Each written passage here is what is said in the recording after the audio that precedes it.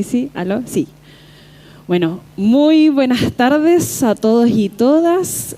Gracias por estar aquí. Nona Fernández, qué lindo tenerte en nuestra Feria del Libro, ¿no es cierto? En nuestra Serena que también es cuna de artistas, cuna de músicos, de poetas, de escritores, por supuesto que de actores y de otras artes también. Nona Fernández, lo conversábamos y lo habíamos hablado ya en el conversatorio anterior. Tu nombre es Patricia, nadie te conoce como Patricia, por supuesto. Nona, actriz por gusto, narradora por hinchar las pelotas y para no olvidar lo que no se debe olvidar, guionista de culebrones por necesidad, chilena incómoda y a ratos rabiosa. ¿Seguimos con este concepto o vamos mutando en el tiempo como lo habíamos conversado? Hola a todas, a todos, un gusto. Qué alegría estar aquí. Sí, una gran alegría. Agradezco a la feria la invitación, a ti por supuesto acompañarme y a ustedes que estén aquí con ganas de conversar, de hablar, y de leer también, ¿cierto? Porque me imagino que después se van encendidas con ganas de leer. Y bueno, sí, yo creo que hay algo de eso. Esta es una definición que en algún momento se me pidió hacer sobre mí. Es muy raro intentar definirse, pero me lo pidieron para alguna feria el libro y eso quedó y no está tan mal. Sí, si bien creo que eso lo escribí hace como casi 15 años, creo que todavía circulo bien en esas ideas, ¿no? Un poco hinchapelota. Interesada en que las cosas que no deben olvidarse no se olviden, a rato rabiosa, a rato incómoda, pero también muy feliz, ¿no? Yo también he crecido también, la rabia ahora la sé trabajar. Es un estado, ¿no? Uno transita de repente en esos estados.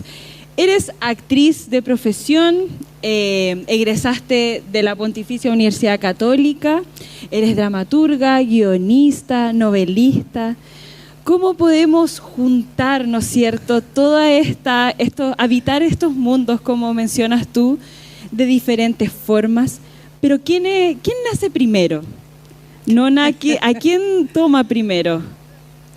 Ay, a ver, sí, es que parece raro, pero yo siempre digo como que deberíamos ser personas renacentistas, ¿no? Que hacen todas las cosas que quieren hacer. ¿Por qué no? A mí cuando yo era chica me enseñaron a que tenía que hacer una sola cosa, porque esa cosa la tenía que hacer bien. Y partí pensando que así iba a ser, ¿no? Pero de pronto dije, pero si hay otras cosas que me gusta hacer, ¿por qué no las puedo hacer? Y bueno, intenté hacerlas, ¿no? Y no es que las haga bien, pero soy feliz haciéndolas, que es lo que más me interesa. Primero fui actriz, por decirlo de una manera, estudié teatro, me gustaba mucho escribir, pero yo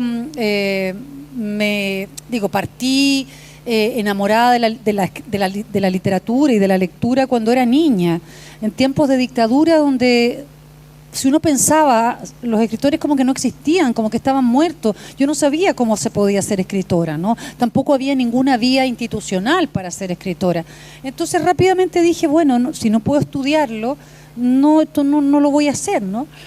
Pero entré a la escuela de teatro, empecé a desarrollarme como actriz, que era lo que yo quería, y se abrieron talleres de literatura. Llegó la democracia y se abrieron talleres de literatura. Entonces empecé a postular a los talleres, a los que eran gratuitos, que era algo muy importante cuando uno es chica, y empecé a quedar en los talleres y empecé a hacer como una formación paralela a la de la institución, que era la universidad, pero en literatura. Y en algún momento comprendí, después de haber estado como unos 4 años en un taller con la Pía Barros, con Antonio Escármeta, con Carlos Cerda, en la Biblioteca Nacional, que ya como que la escritura es un oficio y que lo vamos nunca dejamos de aprenderlo, y que lo vamos ejerciendo y lo vamos aprendiendo al mismo tiempo, ¿no? Que nadie me va a enseñar a ser una buena escritora. Nadie te puede enseñar a hacer eso, como nadie te va a enseñar a ser una buena actriz tampoco. Son oficios, ¿no? Sobre todo el mundo de la creación es muy de oficio. Y ya me largué nomás, ya, qué tanta cuestión, dije yo. y nada, tuve la fortuna de poder publicar un primer libro. sin tanta dificultad, porque no es fácil publicar en general. Y ya ahí comenzó un camino que ha sido a ratos difícil, a ratos fácil, pero que me ha traído mucho goce y mucha felicidad. Y creo que las dos, la actriz y la escritora, son parte de lo mismo, son esta misma señora que ustedes ven aquí, que tiene dos plataformas de expresión que se han transformado a ratos en una misma, y han salido algunos como satélites, que es de pronto un trabajo como guionista, ¿no?, que me permite o me permitió durante mucho tiempo la sobrevivencia, porque entre el teatro y la literatura ustedes comprenderán que yo no sobrevivía, ¿no? Pero claro, los guiones me ayudó a eso mientras podía hacer mis libros y mis obras de teatro.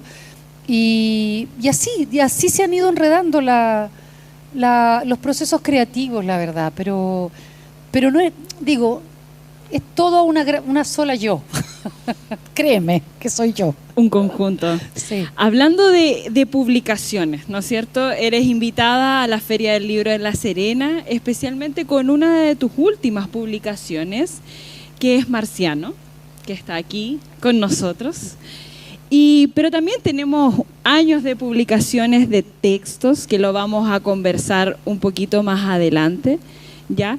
Y quiero preguntarte a ti, ¿cómo es o cómo fue sobre todo la decisión de escribir de Mauricio Hernández, el comandante Ramiro, del Frente Patriótico Manuel Rodríguez, y cómo es también el proceso en el cual tú escribes sobre él? O sea, este proceso de investigación, ¿cómo lo llevas? ¿No es cierto que es un proceso complicado de llegar a donde está él, que ahí tú nos vas a contar?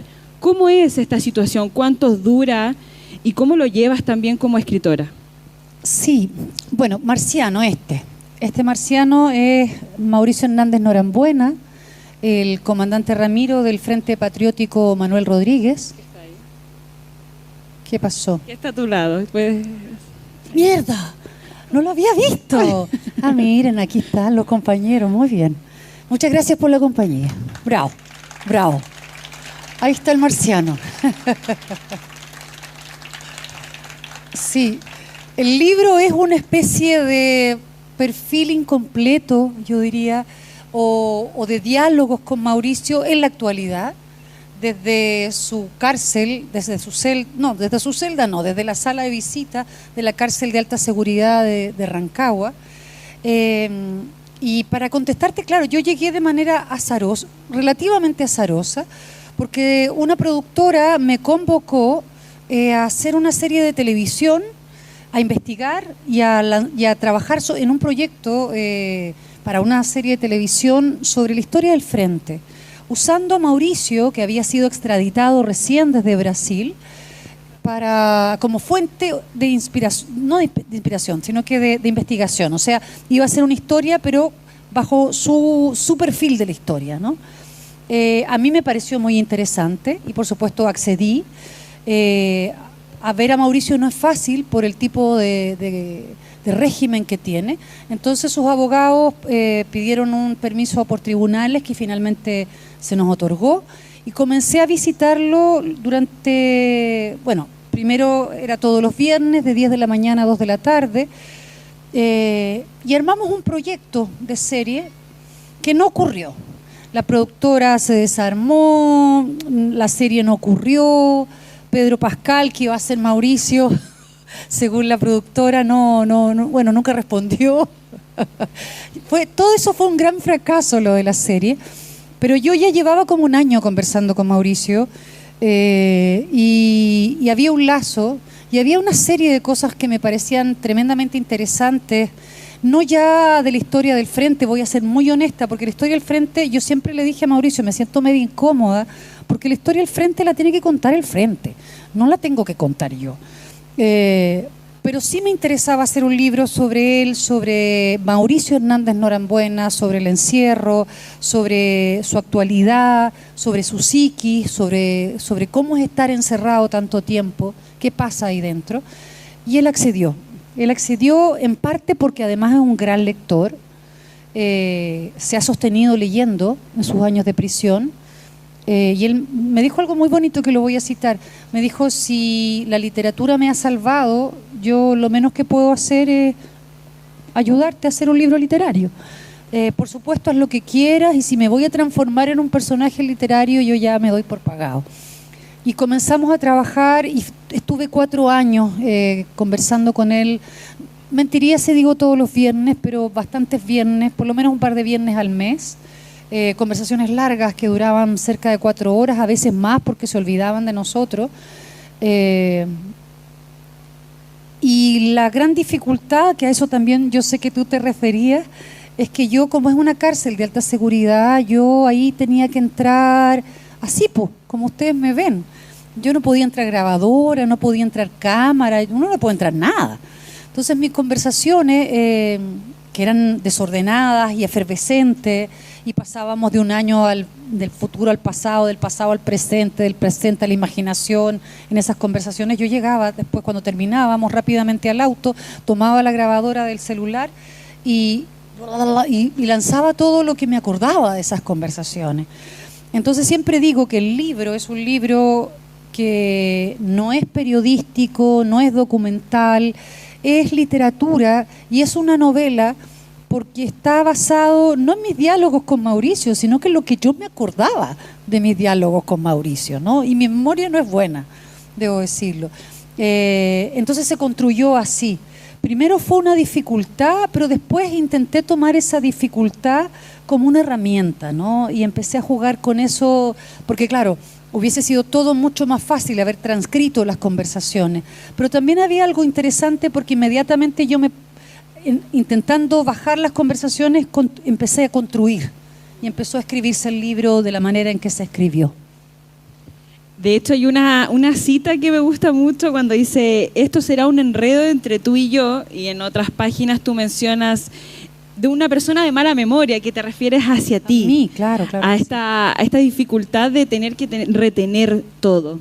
Entonces, a raíz de esto que tú me mencionas, la manera de escribir son casi 500 páginas que tú escribes en este lapsus de tiempo que nos menciona. Para mí también, como actriz, como intérprete, se me hace realmente como una serie leer este texto, y te da ganas de seguir el próximo capítulo y así. Pero también yo me pregunto la forma de escribirlo, ¿no es cierto? Se hace este pimponeo constantemente de preguntas y respuestas con Mauricio, pero también existe una primera parte donde contamos la historia, donde tú cuentas la historia desde sus amigos también. Sí. Entonces yo te pregunto a ti, ¿existe una razón por la cual tú pones a sus amigos primero? Estos amigos también frentistas que más aún en el Día de los Muertos también los recordamos y en la memoria los llevamos también para que esa historia trascienda. Entonces, ¿cuál es el detonador que tú llevas como escritora al poner los amigos al principio? Sí, el libro está dividido por encuentros, que no son los encuentros que tuvimos, sino que intentan recrear esos encuentros que tuvimos, y cada encuentro es un tema, ¿no? Esos temas son desde temas presentes como el encierro, la cárcel, o temas que tienen que ver con la historia del Frente y con algunos de los sucesos en los cuales Mauricio participó. Y parte de la atmósfera de todos estos encuentros tenía que ver mucho con una cosa que a mí me interesó demasiado cuando ya comencé a habitar el espacio del encierro con él. Digo, en la medida en la que uno puede hacerlo 4 horas a la semana, no vamos a poner en comparación, sin duda. Pero es que el espacio del encierro es un espacio muy particular, porque no se inscribe en el tiempo que nosotras habitamos, es otro tiempo. Un tiempo que no tiene presente, porque el presente es todo igual. Entonces, como el presente es todo igual, los recuerdos no se generan recuerdos. El pasado está mucho más vivo y es mucho más efervescente que el presente, porque el presente no trae nada muy interesante, ¿no? Entonces es un tiempo donde los tiempos explotan, donde no hay límite entre el pasado, el presente, donde la imaginación y la realidad tampoco tienen límite, y donde lo vivo y lo muerto tampoco tienen muchos límites, ¿no? Ahí todo circula. Absolutamente todo circula, y circula en un lugar que no quiere decir la locura. Yo quiero ser muy clara con eso. Es otro lugar, es otro lugar. Y hay algo que me cautivó desde el primer momento, y fue algo que Mauricio me dijo, y es que para él sus hermanos muertos estaban muy presentes en su vida cotidiana. ¿Por qué? Porque él conversaba con ellos. Me costó que me contara bien cómo eran esas conversaciones, pero esas conversaciones ocurren de manera muy concreta y real, y ocurren como probablemente todos ustedes conversan con sus muertos también. Yo le dije, porque no me quería como contar, ¿no? Dije, yo converso con mis muertos y converso en voz alta. Yo con mi abuela converso y a ratos hablo y a ratos me encomiendo, le pido ayuda para una cosa, le pido lucidez, qué sé yo. ¿Cómo son tus conversaciones? Entonces él me empezó a contar que, claro, dependiendo de qué necesita o de cómo se siente, sienta a alguien en la celda, ¿no? Sienta a Tamara, sienta a Rodrigo, sienta a Ernesto, sienta a Joaquín, que son sus compañeros muertos. Y mantienen conversaciones, y son conversaciones que a ratos le han salvado la vida. Si lo ponemos en términos como más concretos, yo diría que son como estrategias psíquicas de sobrevivencia, ¿se entiende? Yo encontré que esa estrategia era hermosa y tremendamente literaria. Entonces, en algún minuto, cuando quise contar todo lo que Mauricio me contó acerca de los inicios del Frente, decidí que me iban a hablar a que ellos, las personas que no están, así le decíamos en las conversaciones, sus hermanos muertos. Entonces, de alguna manera, yo empecé a tener, en un juego literario, por supuesto, diálogos con ellos, donde ellos me hablaban, me contaban un poco y me hablaban también de Mauricio, terminaban de completar el perfil de Mauricio. Es un juego, por supuesto. Y siempre digo, porque me preguntan, entonces tú hiciste, eran así. Yo no tengo cómo saber cómo era Tamara. Por supuesto, investigué bastante, toda la bibliografía que pude, me entrevisté con personas, pero básicamente son las voces que Mauricio me regaló. Es la Tamara que él posee o que él convoca. No sé si me explico, ¿no? Y así pasó con todos sus compañeros. Y esa parte, que fue una parte muy, muy desafiante, fue una de las partes más entretenidas, para mí más lindas, de poder activar esos diálogos que él tiene, que por supuesto no son así. Gran parte del libro también, por eso yo digo que es un enredo entre él y yo, porque gran parte del libro también son mis propias divagaciones y mis construcciones literarias. Exactamente, cuando uno va leyendo el libro, va pasando el tiempo, hablábamos de que a mí como intérprete se me viene esta tridimensionalidad que tú armas de los personajes, ¿no? Que se vuelven cercanos, se vuelven familiares y tú me mencionas ahora que desde la voz, en este caso de Mauricio. Ahora, con respecto a la responsabilidad de la memoria, nosotros, no tan solo los artistas, sino que todas las personas tenemos la responsabilidad de velar por la memoria y la historia de nuestro país.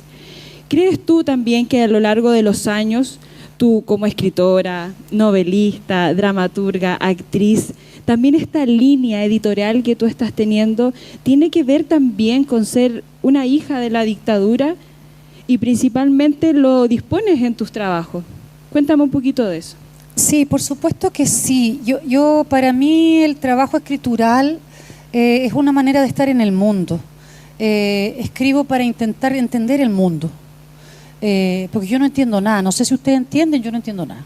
Entonces escribo libros para intentar entenderlo, aunque nunca termino de entender mucho más, ¿no? Pero son procesos de reflexión sobre algunos temas que me están inquietando, ¿no? Yo siempre pienso que todas nosotras constantemente estamos reaccionando a los contextos que vivimos, dependiendo de las actividades que hagamos. Yo me dedico a escribir, por lo tanto mi escritura también va reaccionando a los contextos. Y claro, yo me pongo a escribir en plena transición, en los 90 me pongo a escribir, cuando empecé a descubrir que la democracia que teníamos era una democracia particular, ¿no? Es una democracia transada con los militares, donde se transaron cosas fundamentales que probablemente uno eche en falta hasta el día de hoy, como la justicia, la verdad, la reparación, ¿no?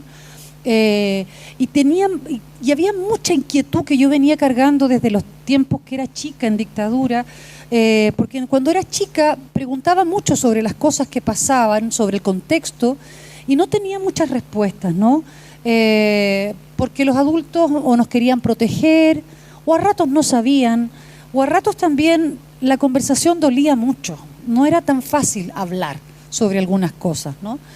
Yo pensé que todo aquello se iba a aclarar y iba a ser parte de una realidad más, de una verdad más mediática, cuando llegara la democracia, y no fue así, po. No fue tan así. No quiero ser injusta porque hay muchas cosas que supimos, ¿no? Pero hay muchas que hasta el día de hoy no se conversan ni están en ninguna parte, ¿no? Y claro, sobre eso empecé sin tener un plan, porque sería mentirosa si yo dije, sobre esto voy a escribir. No, empecé orgánicamente, como les decía, para intentar pensar todo aquello que sobre todo en los 90 me estaba volviendo loca. Empecé a escribir. Y empecé a escribir sobre estos temas, ¿no? Y un libro me regalaba la hebra del siguiente y del siguiente y del siguiente, y la vida te va poniendo cosas encima, como por ejemplo la posibilidad de conocer a Mauricio y la posibilidad de emprender una nueva reflexión que para mí tiene que ver con un montón de cosas, pero hay algunas que uno tampoco comprende mucho lo que escribe, ¿eh? Ustedes normalmente pueden comprender más lo que nosotros escribimos que nosotras mismas, pero hay algunas cosas que me quedaron como dando vueltas, ¿no? Sobre todo pensando en el contexto en el que vivimos hoy.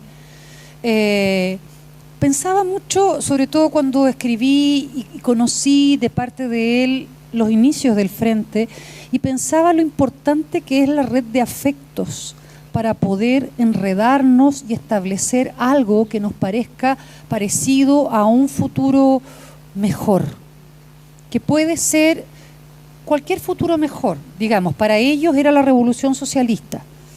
En la actualidad nosotros podemos trazarnos otro futuro, cada una verá cuál es éticamente el futuro que quiere, pero si no nos enredamos en una red no solamente ética, sino que de afectos como se enredaron ellos, no es posible. O sea, de verdad esto no es posible si no ponemos el cariño y el corazón entre medio. Por ejemplo, es una cosa que pensé.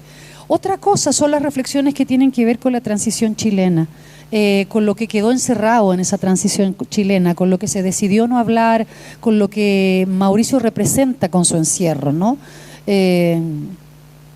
Todo aquello que ha quedado invisibilizado, todo aquello que ha quedado caricaturizado, criminalizado hasta el día de hoy, como que de alguna u otra manera defenderse contra la dictadura fuera un crimen, cuando era más bien una manera de defenderse, ¿no? Una manera bastante lógica de defenderse.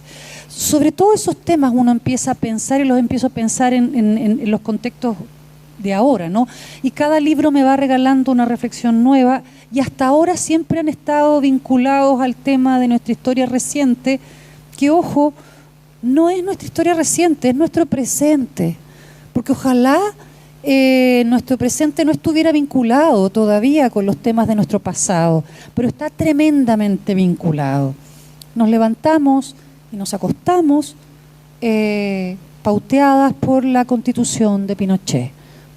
De ahí para arriba, para abajo, para el lado, para donde ustedes quieran, todavía estamos demasiado anclados al pasado.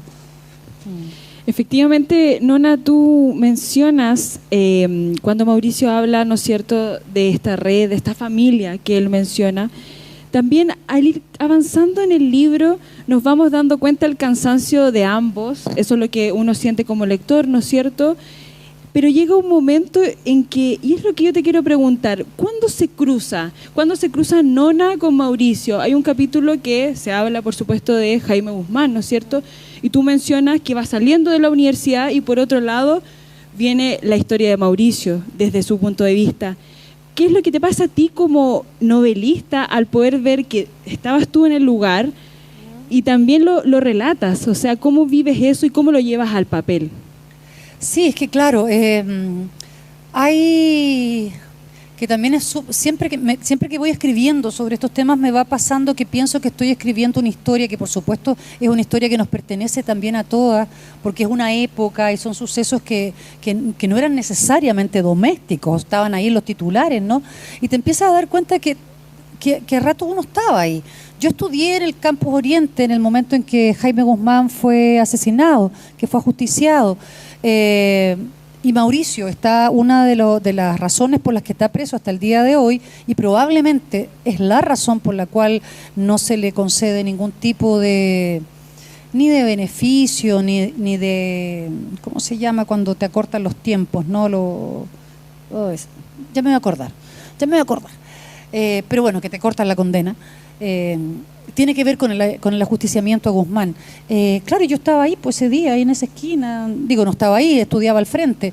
Y claro, todo esto para decir que esta historia nos enreda a todas, o sea, nos enreda a todas, somos parte de esa trama, ¿no? De esa trama en que cada una juega un lugar en ese ajedrez. Y somos parte de un mismo contexto, ¿no?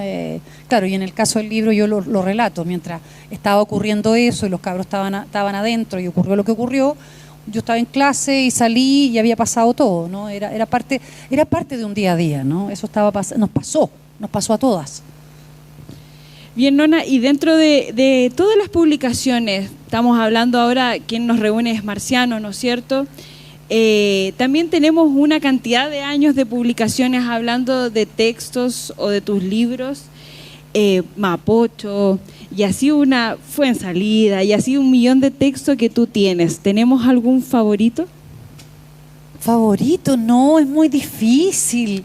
Es muy difícil tener libros favoritos. Un top 10, los mejores dos. ¿Sabes qué? Lo que pasa es que me carga dar esta especie de similitud, pero creo que es súper clara, que los libros son como los hijos. Yo tengo un solo hijo, entonces en realidad tampoco es que lo sepa mucho, pero me imagino que si tuviera más hijos sería muy difícil elegir. Claro, sí. Claro, uno tiene ciertas, a lo mejor complicidades por un lado, complicidades por otro, pero es difícil elegir. Hay libros que me han traído más alegría de pronto, y que uno dice, qué loco esto, que con los hijos también debe pasar eso. Y hay un libro chiquitito mío que se llama Space Invaders, que es muy cortito, es como un suspiro, es casi un cuento, pero terminó siendo una novelita corta. Y ese libro me ha traído una cantidad de alegrías porque se mueve solo, está traducido a una cantidad de idiomas que no conozco y que no tengo idea. O sea, ha recorrido el mundo muchísimo más que yo.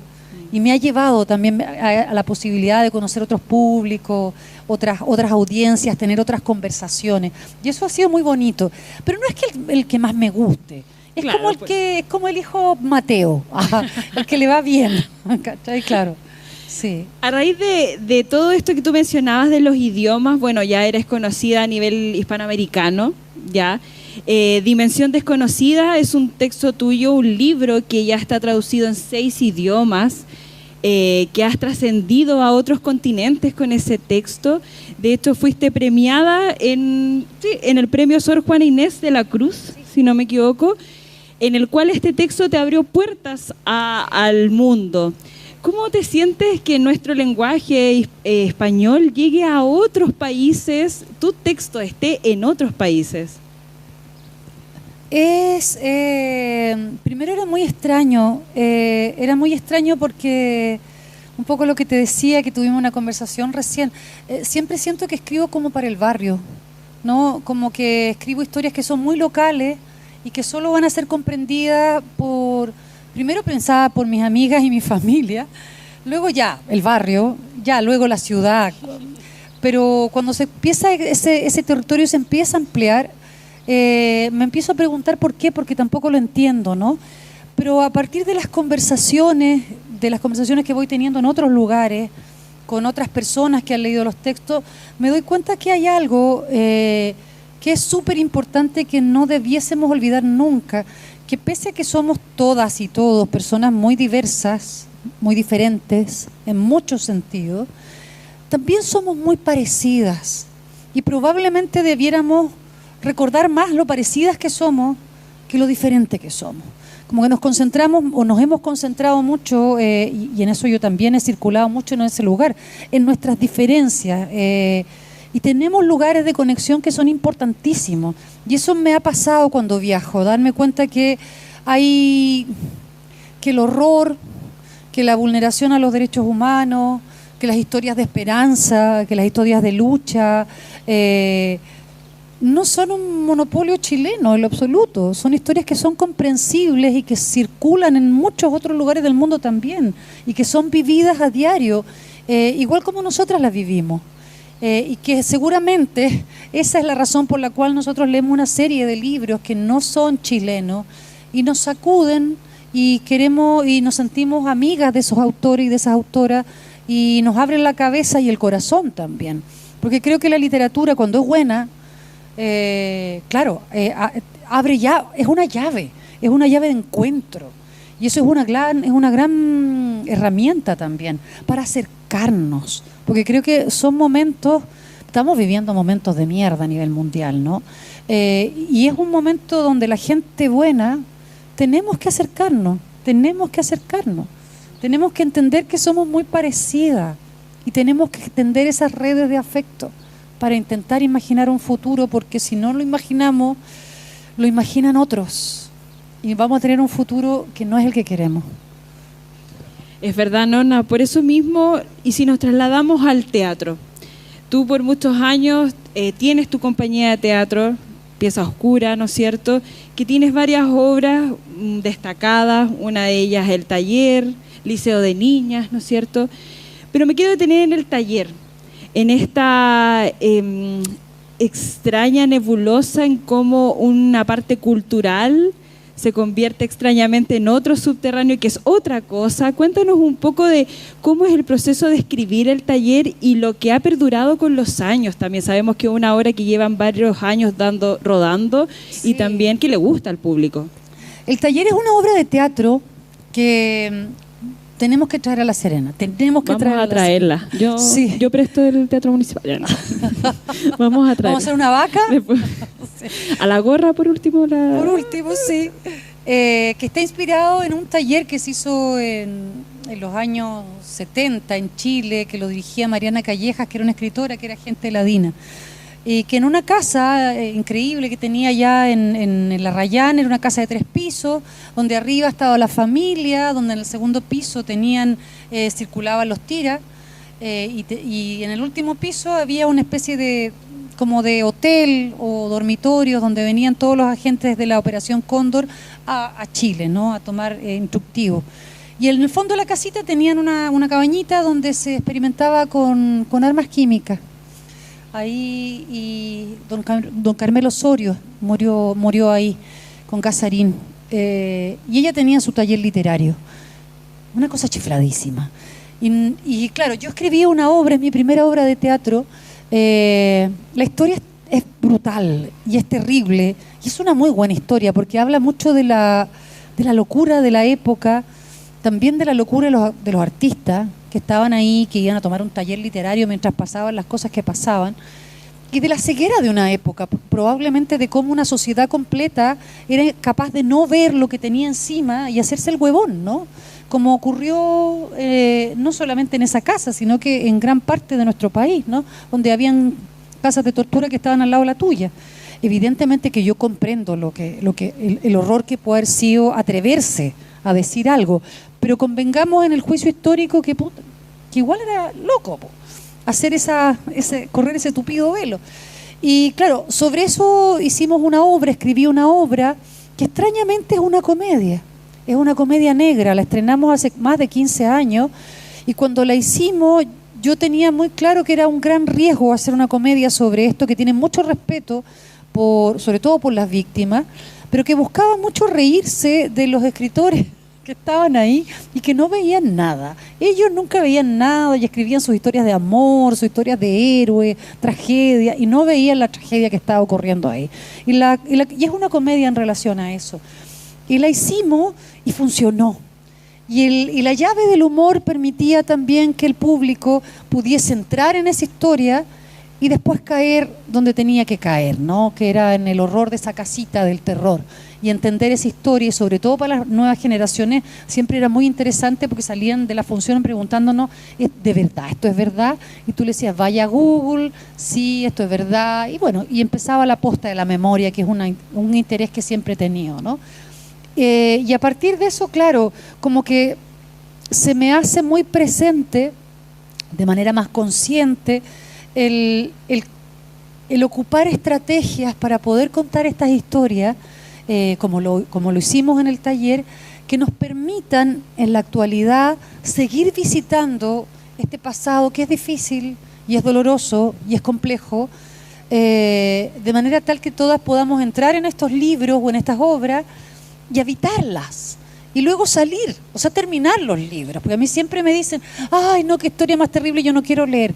Y hacemos grandes esfuerzos porque ustedes puedan leerla. Y no solo puedan leerla, sino que las disfruten y se emocionen y vivan una experiencia y puedan llegar al final del libro y es más, quieran leerlo de nuevo. Ese es el trabajo, que no es fácil, sin duda, pero todas las energías, por lo menos mías, siempre están puestas en ofrendar.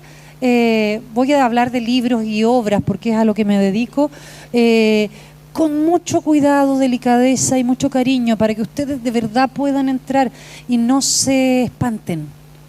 Y eso no quiere decir que le quitemos profundidad y peso a los temas, porque no es necesario, no. Es intentar poder hacerlo de la manera más delicada posible.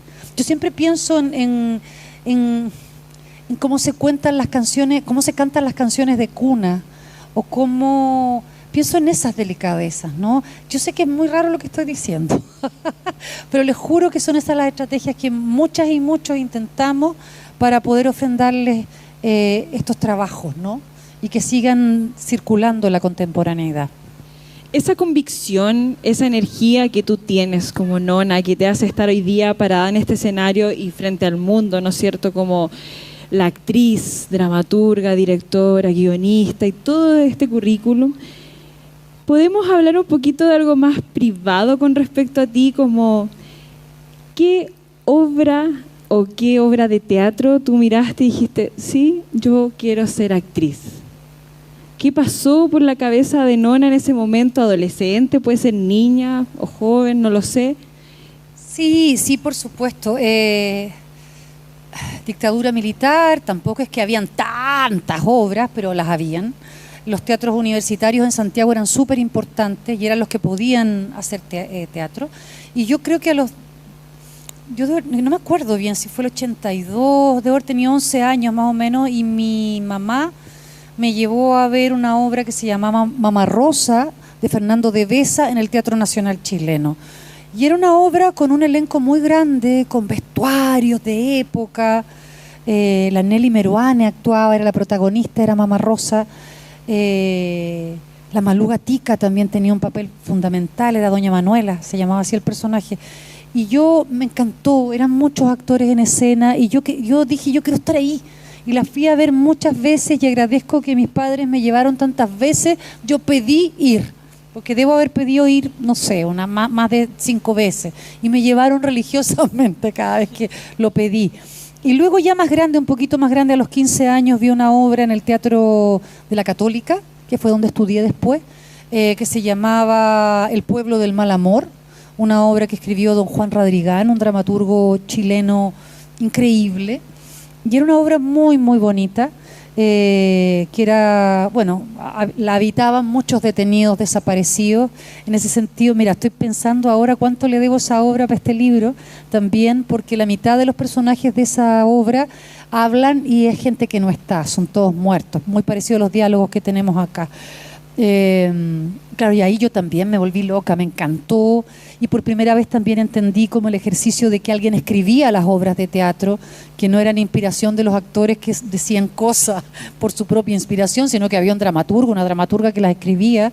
Y claro, ahí me terminé. Y además yo ya estaba más grande y era una obra que también estaba hablando del presente de manera muy clara, y estaba haciendo una crítica muy clara a lo que estaba ocurriendo, y de manera muy artística y muy plástica y muy estética y hermosa. Claro, y ahí yo también dije, esto a mí me interesa demasiado, demasiado. Y yo creo que esas fueron las obras que forjaron mi interés teatral y probablemente escritural también, ¿no? Sin duda.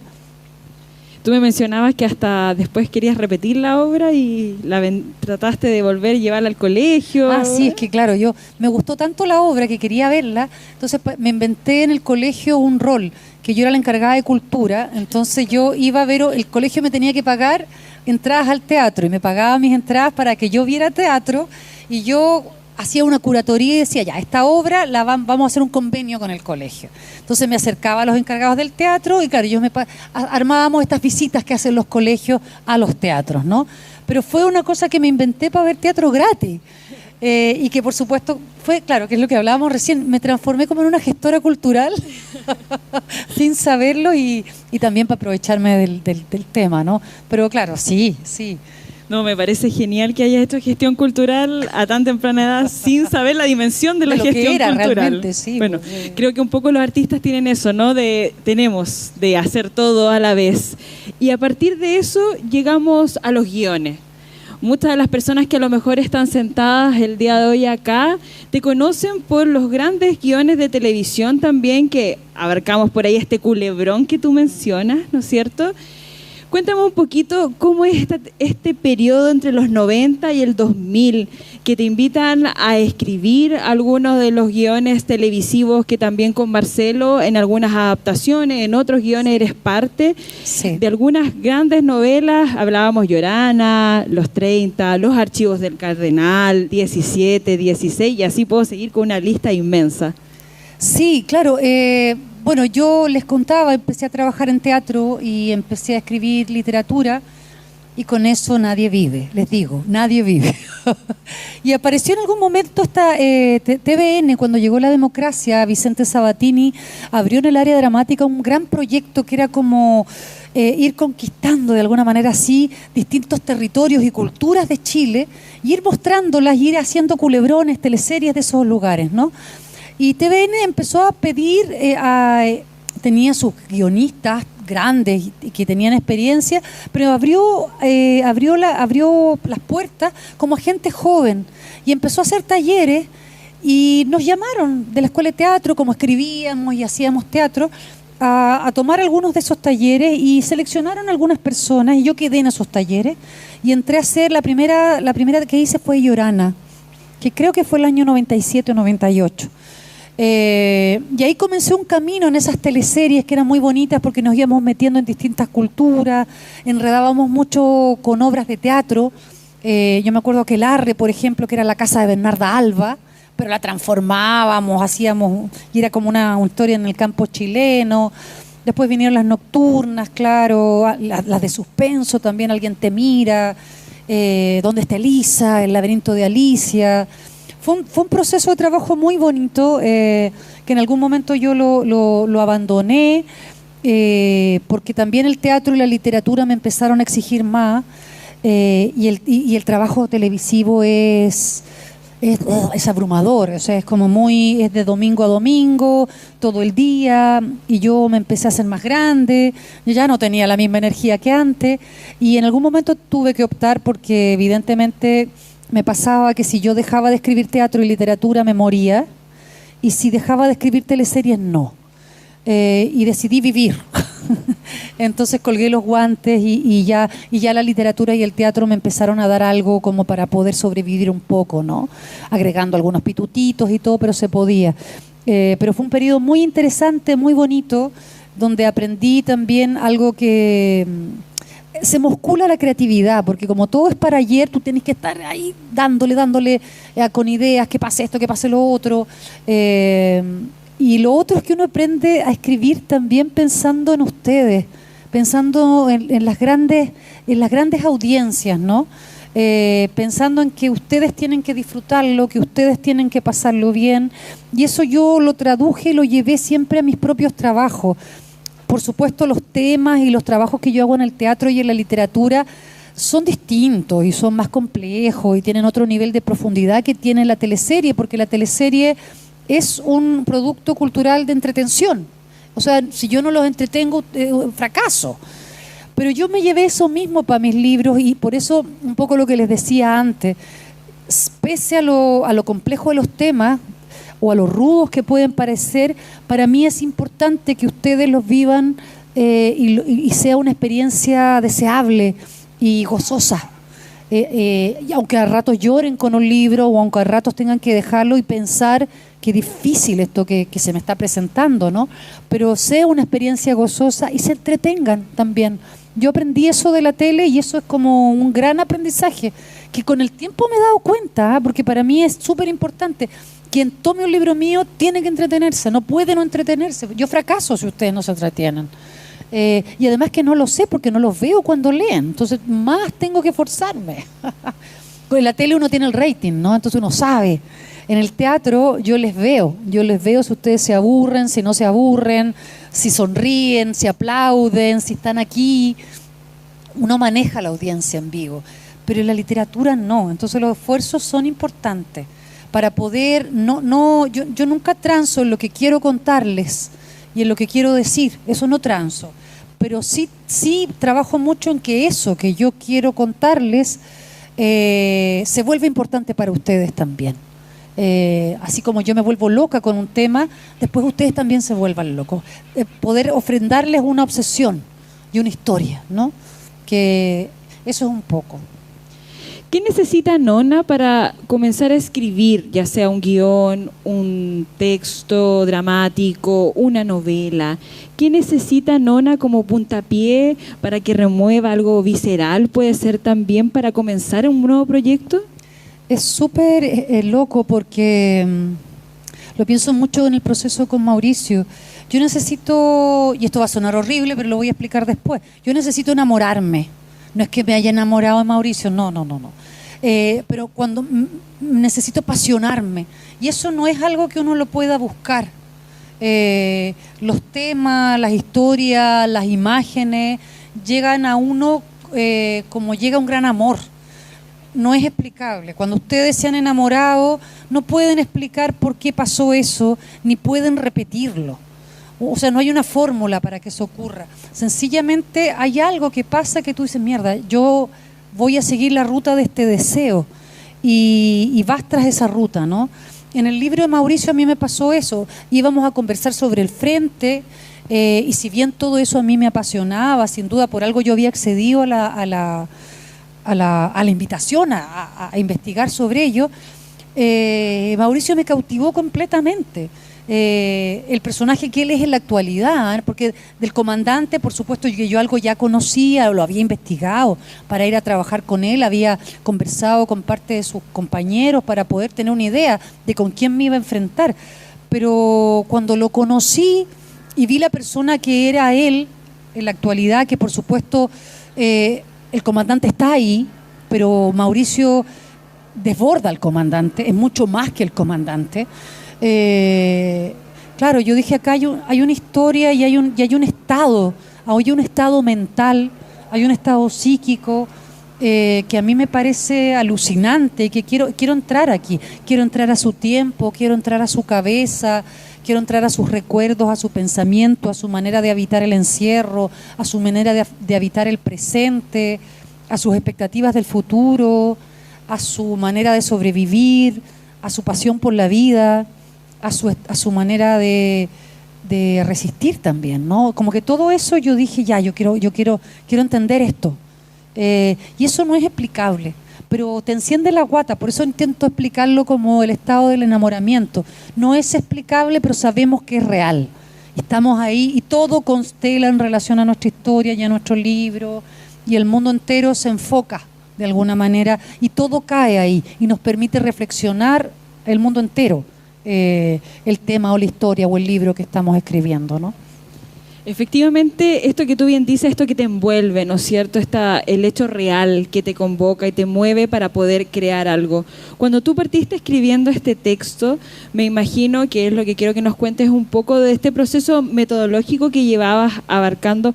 ¿Pensaste alguna vez que iba a terminar las entrevistas, las ibas a ordenar de tal forma que realmente pareciera una obra de teatro o como un texto a lo mejor parecido al de una película? O esto que tú hablábamos recién, cómo después cuando terminas el libro y ver el resultado de estas conversaciones.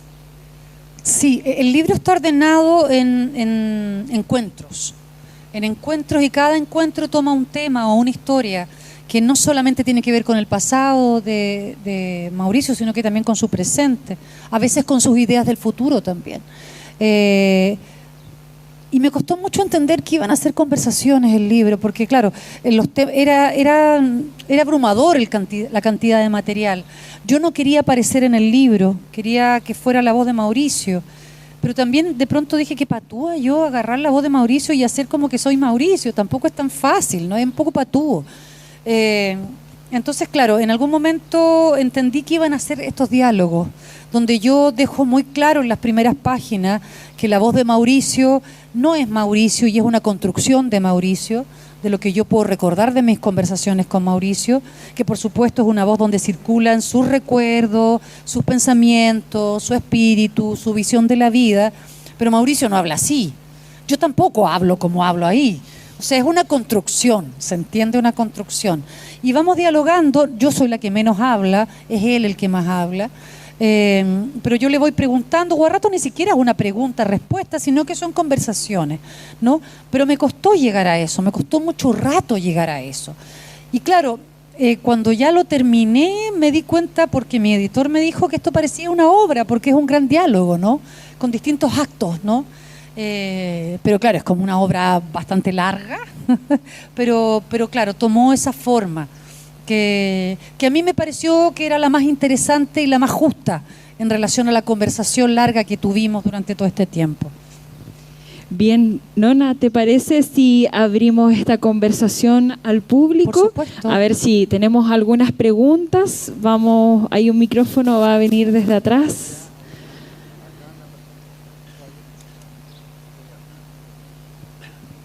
Hola, buenas tardes. Buenas. Perdón, mi nombre es Rodrigo Andrade. Primero, felicitarte por interesarte en desarrollar este tipo de literatura relacionada con la memoria y con una memoria tan viva, además, tan concreta, tan específica, que es un combatiente que luchó contra la dictadura y que todavía está preso. Imagínate lo vigente que es esta historia que tú estás contando. Y quería hacerte una pregunta, pero que viene con un poquito de historia para atrás, porque de la misma manera que Vicente Zorrilla, Pedro León Gallo, Pedro Pablo Díaz, revolucionarios de esta parte del país, pues, de La Serena, del norte de Chile, lucharon contra otras tiranías, contra otras injusticias de otros tiempos, y pagaron esa osadía con prisión, con exilio, a veces con muerte. De la misma manera, Mauricio Hernández Norambuena, el comandante Ramiro, está hoy día pagando por una lucha contra la dictadura, de una dictadura funesta, asesina, criminal. O sea, me faltarían adjetivos para calificarla. Y la pregunta, ahora la pregunta. En función de lo que estamos viviendo hoy día, que estamos a las puertas del fascismo. Tenemos 3 candidaturas que nos invitan a meternos, a retroceder a un sistema derechamente fascista, porque ya sabemos a lo que nos están invitando. Nos están invitando a un sistema político como el de Trump. Nos están invitando a un sistema político como el de Milei, aquí al lado, el vecino. ¿Cómo crees tú que, enfrentados a la posibilidad de retroceder, de retrotraernos a una expresión política fascista como la que hoy día tenemos una posibilidad alta de enfrentar, cuál sería el tratamiento que tú piensas que esos regímenes podrían darle a Mauricio Hernández Norambuena, que hoy día es rehén de esto que hoy día llamamos democracia? Sí, como tú, quiero como hacer 2 patitas de la pregunta. La primera es reforzar lo que tú dices, y que yo creo que es ahí donde yo intento volver a revitalizar o a poner sobre la mesa la historia de cómo algunas y algunos fueron capaces de enredarse para en ese momento defender a la ciudadanía del fascismo, al punto de estar dispuestos a dar su vida por eso, ¿no? De hecho, una de las razones por las que este libro se llama Marciano, bueno, una es porque a Mauricio le decían marciano, en el barrio le decían marciano. Otra es porque es loco con la ufología, ha tenido avistamientos, el libro también habla de eso, le encanta el tema. Y lo tercero que fue para mí, bueno, también porque el libro es un poco marciano, el libro es raro. es una novela, pero es un poco archivo, es un poco todo. Es un libro marciano. Pero lo fundamental es porque, claro, yo siento que Mauricio pertenece a una tribu o a una raza que en esta contemporaneidad nos parece marciana, porque ya nadie está dispuesto o dispuesta a dar la vida por algo que nos parece justo y que puede incluso no traernos beneficios personales en la actualidad. Me pregunto si no estaremos a puertas de empezar a pensarlo nuevamente, ¿no? Por todo lo que tú dices, ¿no? Estamos en una situación compleja, difícil. Yo no sé si somos del todo conscientes de lo complejo que puede ser el futuro. A eso me refería cuando decía, o nos ponemos rápido a pensar, a imaginar un futuro, o nos lo empiezan a pautear mañana. Es tan compleja la fragilidad de esta democracia que tenemos, pauteada además por la dictadura, en una transición que la dejó frágil, que la dejó tremendamente frágil, que la vamos a perder por vías democráticas. Es una cosa tremenda. Una democracia que no tiene las herramientas para sostenerse ni defenderse. Y en ese sentido, si el futuro se viene tal cual como todas y todos creemos que se viene, yo creo que la situación de Mauricio es que no sé si puede ser peor. Voy a ser súper honesta, no sé si puede ser peor. Mauricio recién, ahora, desde este año, se le relajó un poco el régimen y ya no tiene, por ejemplo, tenía 1 hora de patio, ahora ya tiene más horas de patio, ahora puede tener derecho a talleres. Él no tenía hasta este año derecho a talleres. Claro, puede retroceder en eso, pero ya peor no puede estar. Si la verdad es que es muy loco, Mauricio tuvo un régimen en Brasil de presidio tan estricto que vulneraba completamente sus derechos humanos, porque los reos, es loco esto yo lo he tenido que explicar en algunas audiencias de manera, los reos son humanos, tienen derechos humanos y tienen derechos como reos, y esos derechos son muchas veces vulnerados, y en el caso de Mauricio en Brasil fueron vulnerados de manera brutal. Estuvo 17 años en un régimen que la ley Mandela y la norma internacional lo permite como máximo para 8 meses. Él estuvo 17 años en eso, o sea, es una brutalidad de tiempo. Es tan así que cuando lo extraditaron, Hermosilla, ustedes saben quién es Hermosilla, abogado de la familia Guzmán, el mismísimo. En una primera entrevista que se le hizo, esto no es una cosa mía, está en la prensa, ustedes pueden buscar. Cuando lo extraditan en el año 2019, lo primero que hacen es hacer una entrevista de pasillo a Hermosilla. Oiga, ¿qué piensa la familia? Usted como abogado de la familia Guzmán, ¿qué piensa? El mismo Hermosilla dice, bueno, Hernández Norambuena, por el tipo de presidio que tuvo y después de haber pasado 17 años, tienen que conmutarle la pena. Aquí en Chile no va a estar mucho tiempo. Pero no importa, dijo, a nosotros ya nos parece que ya es simbólico lo que estuvo en Brasil, por lo tanto va a estar unos pocos años preso. Pues no fue así, y ahora tiene 15 años por cada una de las penas, ¿no? Y eso porque Brasil pidió que no fuera perpetua, porque Brasil no considera la perpetua, y para extraditarlo pidió que fueran 15 años por cada una de las causas, 15 años por Guzmán, 15 años por Edward. Entonces, la verdad, si tú me preguntas, no, más peor, claro, yo ya no me lo imagino, esa es la verdad. Porque ha sido muy, muy vulnerado y la justicia chilena no ha tomado ninguna... Y estamos en un momento gubernamental donde uno habría pensado que el Ministerio de Justicia podría tener más... podría haber sido un poco más benefactor. No ha sido así. Entonces no sé cómo... Digo, no soy la más experta, aquí tienen que hablar sus abogados más que yo, pero honestamente yo no sé si puede estar peor. Siguiente pregunta. Hola. Acá. Hola. Bueno, primero mi compañera Stephanie te manda saludos. Dice, dile que la amo. Así que, Stephanie. Ya. Lo segundo, son 3 cositas. Lo segundo es que tienes mucha razón y te agradezco mucho que tú menciones que la historia reciente en realidad es nuestro presente. Yo soy profesora de historia, no voy a mencionar en qué colegio trabajo porque me quiero proteger. Y con un segundo medio me toca pasar el tema del golpe de Estado y no sé cómo. Me muero susto porque el colegio donde yo trabajo no me van a estar esperando los militares a la salida, me van a estar esperando los papás de esos niños a la salida. El año pasado yo llegué a hacer un reemplazo, yo no soy de acá, y mencioné a Jorge Peñagén para traer el tema a un punto más local. Yo dije, bueno, estamos en Serena, hablemos de una persona importante que fue víctima de todo este sistema acá en Serena. Lo mencioné y un estudiante levanta la mano, un niño de 15 años levanta la mano y me dice, profesora, no hable tonteras porque él se merecía todo lo que le pasó. Cuando él me dice eso, yo digo, este año, ¿cómo lo hago? Para hablar de un tema que no debería ser tan delicado como lo es. Porque si tuviéramos la libertad para poder decir las cosas como realmente fueron, yo no estaría tiritando porque me toca hablar del tema. Y me toca hablar del tema. Estoy con una licencia médica, no me autoflagelé para no pasar el tema, pero lo agradezco porque justo ahora, en noviembre, me toca hablar del tema y cuando vuelva al colegio voy a tener que hablar del tema y no sé cómo hablar del tema. Y considero que no puede ser porque yo nací después de la dictadura, yo nací en el 92, tengo 33 años.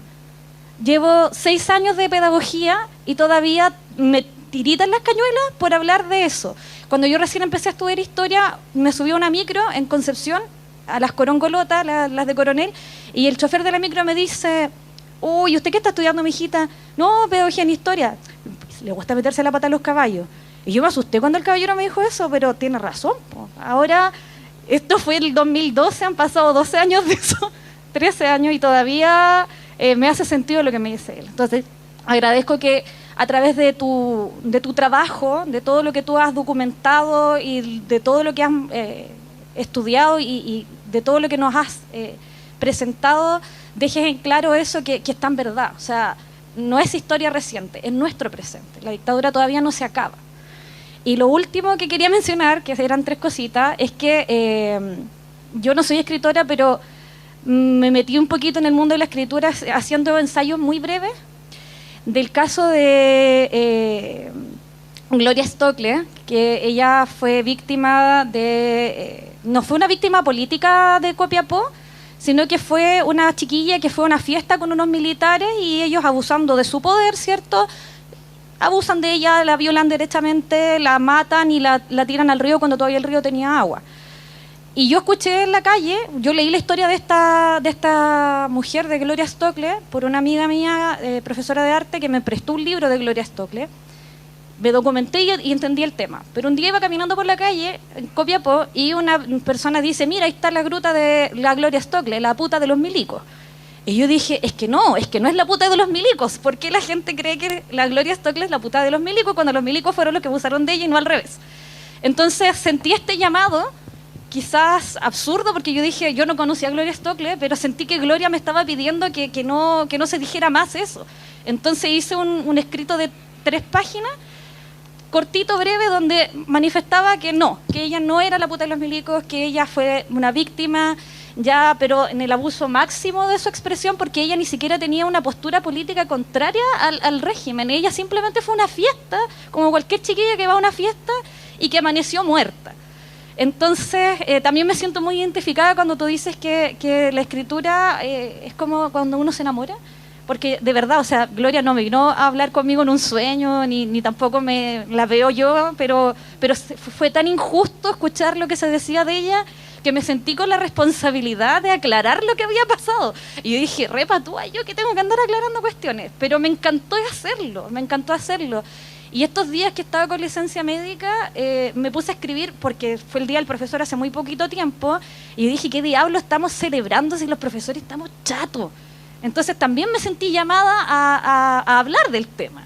Y tengo pequeñas cositas por ahí que son como medias tímidas, porque yo, no sé, no soy del mundo de la escritura, pero me siento muy identificada un poco con tu persona y muy agradecida de la obra que tú has podido entregarnos, porque desde una posición que te favorece mucho, que es ser de Santiago, que yo soy del sur de Chile, ¿quién me va a escuchar a mí? ¿A quién le importa mi opinión? Pero siento que me reflejo mucho en tu trabajo y, no sé, voy a colgar tu foto en mi pared así como... Quiero ser como tú. No, pero eso, más que nada darte las gracias y contarte esta experiencia que hasta que hablaste de lo que hablaste, yo sentía que era ridícula. No, yo creo, disculpa, digo, esto no es, no me preguntaste nada, pero Pero de eso se trata. Yo creo que se trata justamente de esa responsabilidad que tenemos que tomar. Yo creo que hay un tema que es bien complejo y que nos ha calado hondo. Y es que nos han hecho creer que la historia no es nuestra. Y la historia es nuestra. La historia es nuestra. Ahora, tenemos que hacernos el papel y tenemos que jugar en el elenco. Y con eso tú estás jugando en el elenco. Estás saliendo de la bambalina. Y yo creo que esa es la pega, porque estamos acostumbrados a que las cosas pasan independiente de lo que uno pueda hacer. Las cosas pasan igual. Pero no. O sea, yo creo que si nos entrampamos en eso, jamás vamos a hacer nada. Hay una cosa, y voy a volver a citar al marciano, porque es algo bonito que me regaló, y que lo pongo al final del libro. Mauricio tiene en esta celda, yo escucho unas voces. Ah, qué miedo. Estamos infiltrados. No, lo cambiaron a una celda. Durante mucho tiempo hay periodos en los que él no ha tenido ventana. Acá en Chile siempre ha tenido. En el CAS no, pero acá en Rancagua sí. Pero ahora tenía unas ventanitas que no son ventanitas, son unas mierditas así, unos rectángulos que daban al patio. Y lo cambiaron. Nadie sabe por qué, porque nunca te explican nada, los cambian, y lo cambiaron a una que tiene los mismos rectangulitos, pero van a dar a la cordillera. Eso es una fiesta.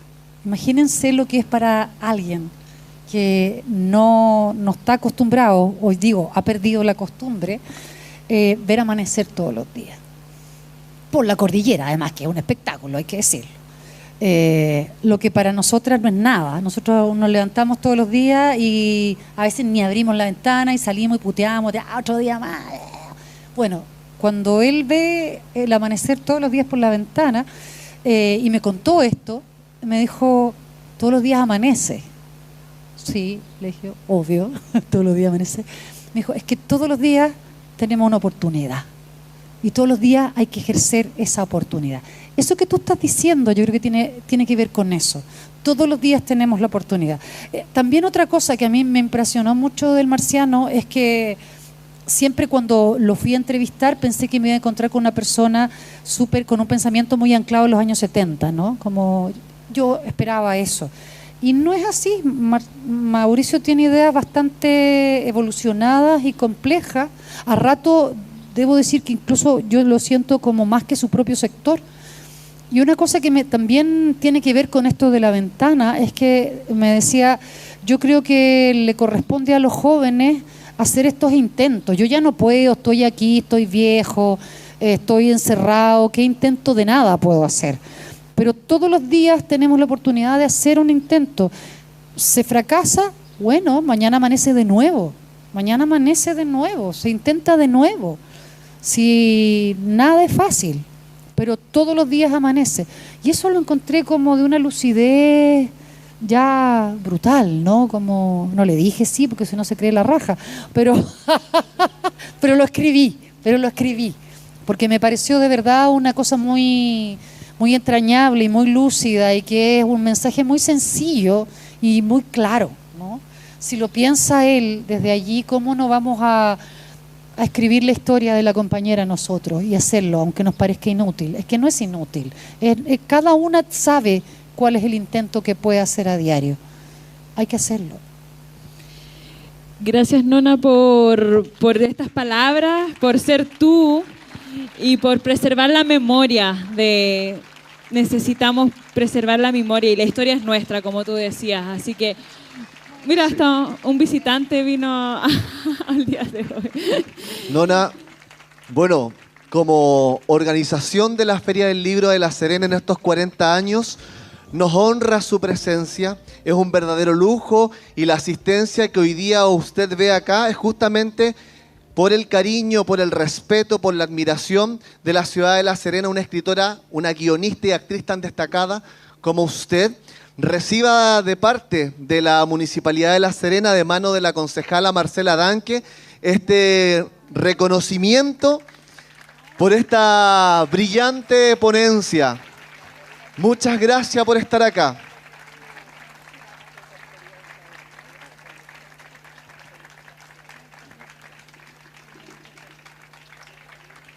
Bueno, y unas palabras finales como para ya ir cerrando este conversatorio. Muchas gracias, Aranza, también actriz, trabajadora social que ha mediado, muchas gracias. ha guiado este conversatorio. Sí, no, nada, simplemente agradecer la compañía, el interés, las ganas. Yo sé que este público en parte es mío, pero otra parte es del compañero. Entonces también quisiera un aplauso, que no lo va a escuchar, pero se lo vamos a contar. Muchas gracias.